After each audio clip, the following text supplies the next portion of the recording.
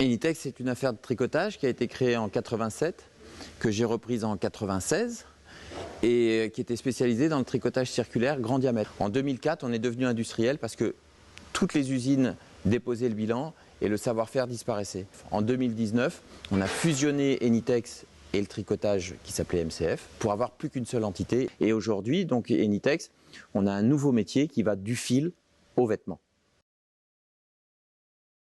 Il y a eu le coup du destin, on va dire, avec en 2020 la production de masques, une production intense, brève mais intense, puisqu'en 3 mois, on a mis au point un masque et on en a vendu 4,5 millions. Et cet épisode-là a donné les ressources financières à Enitex de pouvoir investir dans un nouveau métier. Sur l'impulsion de Léa, elle a lancé à la cantonade qui connaît un producteur de seamless en France. Et puis 2 jours plus tard, je la rappelle en lui disant bah, écoute, il n'y a pas de seamless en France, effectivement, mais je t'ai trouvé 2 bons producteurs au Portugal. Et elle m'a dit mais Christian, enfin, sois raisonnable, on doit produire en France. Et je dis Léa, je le fais, je vous suis et je fais l'investissement.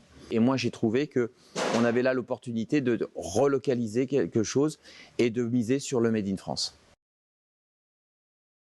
Ce n'est pas une révolution technologique puisque la technologie, elle existe depuis 20 ans. D'accord ? Mais en revanche, en France, c'est clair, on est les premiers. J'espère d'ailleurs que ça fera des émules.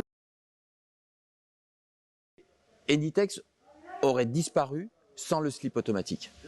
Le seamless, c'est venu en fait nous permettre de développer un nouveau métier qui permet de maintenir les emplois et non seulement de les maintenir, puisqu'on est passé de 31 à 35 personnes, 36 personnes, mais d'embaucher en plus 5 personnes. Et puis, ça, surtout, ça ouvre des perspectives.